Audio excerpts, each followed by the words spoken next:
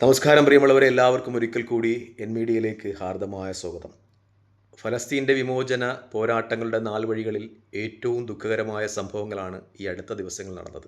അതിലേറ്റവും പ്രധാനപ്പെട്ടത് അബൂദിയാഫ് എന്നവർ സ്നേഹപൂർവ്വം വിളിക്കുന്ന ഖാലിദ് നബുഹാനും ഇസ്രായേലിൻ്റെ ആക്രമണത്തിൽ കൊല ചെയ്യപ്പെട്ടു എന്ന വാർത്തയാണ്.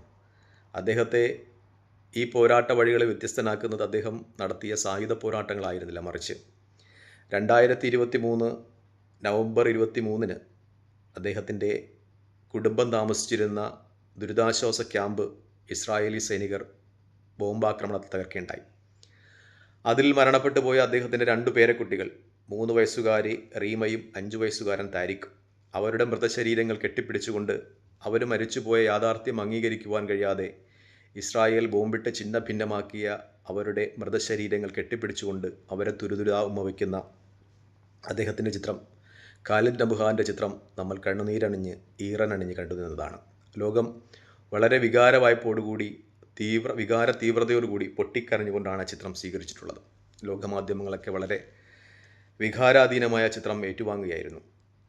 ഖാലിദ് നബുഹാൻ അങ്ങനെയാണ് ലോകപ്രശസ്തനായത്.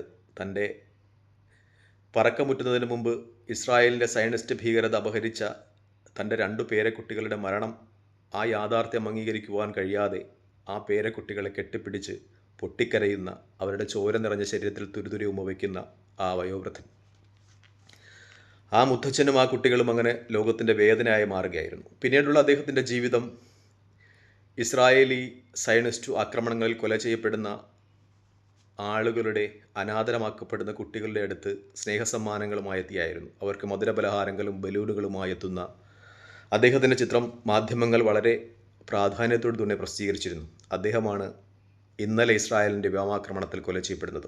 അതും ഇസ്രായേലിനെ ഒരു തരത്തിലും ന്യായീകരിക്കുവാൻ കഴിയാത്ത രീതിയിൽ ദുരിതാശ്വാസ ക്യാമ്പുകൾ ആക്രമിച്ചായിരുന്നു അദ്ദേഹത്തെയും കൊല ചെയ്യുന്നത്. ദുരിതാശ്വാസ ക്യാമ്പുകൾ ഇസ്രായേൽ ആക്രമിച്ചു. അവിടെ പരിക്കേറ്റ ആളുകളെ ഹോസ്പിറ്റലിലാക്കുന്നതിനിടയിൽ വീണ്ടും ഒരിക്കൽ കൂടി ഇസ്രായേലിൻ്റെ ആക്രമണമുണ്ടായി. അങ്ങനെയാണ് അദ്ദേഹം കൊല ചെയ്യപ്പെടുന്നത്. ഒരിക്കൽ ഇസ്രായേൽ ആ ദുരിതാശ്വാസ ക്യാമ്പുകളെ ആക്രമിച്ചു. ആ ദുരിതാശ്വാസ ക്യാമ്പുകളിലെ പരിക്കേറ്റവരെ ഹോസ്പിറ്റലിൽ എത്തിക്കുവാനുള്ള ശ്രമങ്ങൾക്കെതിരെ വീണ്ടും ആക്രമണമുണ്ടായി. ആ ആക്രമണത്തിനെതിരെയാണ് അദ്ദേഹം കൊല ചെയ്യപ്പെടുന്നതെന്നാണ് അദ്ദേഹത്തിൻ്റെ മരുമകൻ CNN നൽകിയ റിപ്പോർട്ടിൽ വ്യക്തമാക്കുന്നത്. നമ്മളിവിടെ റീമയുടെയും ഇദ്ദേഹത്തിൻ്റെയും ഒക്കെ, ഖാലിദ് നബുഹാൻ്റെ ഒക്കെ കാര്യം പറയുമ്പോൾ ശ്രദ്ധിക്കപ്പെടേണ്ട ഒരു കാര്യമുണ്ട്.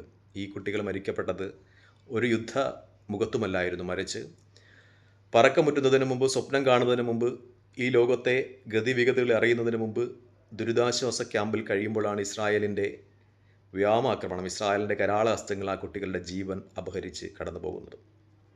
ഇനിയും എത്ര കുട്ടികളാണ് ഫലസ്തീനിൽ ജീവൻ നഷ്ടപ്പെട്ട് നിലത്ത് വീഴേണ്ടത് എന്നൊരു ചോദ്യം ഉയരുന്നുണ്ട്. ഇനി എത്രമേൽ ജീവനുകൾ അപഹരിക്കപ്പെട്ടാലാണ് ആ രാജ്യത്തിൻ്റെ സ്വാതന്ത്ര്യം പുലരുക എന്നൊരു ചോദ്യം നമ്മൾ ഉയർത്തേണ്ടതുണ്ട്. ലോകത്തിൻ്റെ മനസ്സാക്ഷി ആ രാജ്യത്തിന് അനുകൂലമായി ഉണരട്ടെ എന്ന് നമുക്ക് പ്രാർത്ഥിക്കാം. ഒപ്പം മരണപ്പെട്ടു പോയ ഖാലിദ് നബുഹാനും 2023 അദ്ദേഹത്തിന് നഷ്ടപ്പെട്ടു പോയ അദ്ദേഹത്തിൻ്റെ ചെറുകുട്ടികൾ റീമയ്ക്കും താരിഖിനും സർവശക്തനായ തമ്പുരാൻ സമാധാനം കൊടുക്കട്ടെ എന്ന് പ്രാർത്ഥിക്കാം. സ്വർഗത്തിൽ അവരെ ഒരുമിച്ച് കൂട്ടട്ടെ എന്ന് ആത്മാർത്ഥമായി പ്രാർത്ഥിക്കാം. പ്രാർത്ഥനയിൽ എന്നെയും ഉൾപ്പെടുത്തുക എന്ന് ഒരിക്കൽ കൂടി അഭ്യർത്ഥിച്ചുകൊണ്ട് ഈ വീഡിയോയിൽ നിന്ന് തൽക്കാലം വിടവാങ്ങുന്നു. നന്ദി, നമസ്കാരം. ജയ് ഹിന്ദ്. വീഡിയോ ഇഷ്ടപ്പെടുന്നുണ്ടെങ്കിൽ ലൈക്ക് ചെയ്യുക, ഷെയർ ചെയ്യുക, കമൻറ്റ് ചെയ്യുക. മറ്റൊരു വീഡിയോയുമായി കാണുന്നവരെ പ്രാർത്ഥനയിൽ ഉൾപ്പെടുത്തുക. ജയ് ഹിന്ദ്.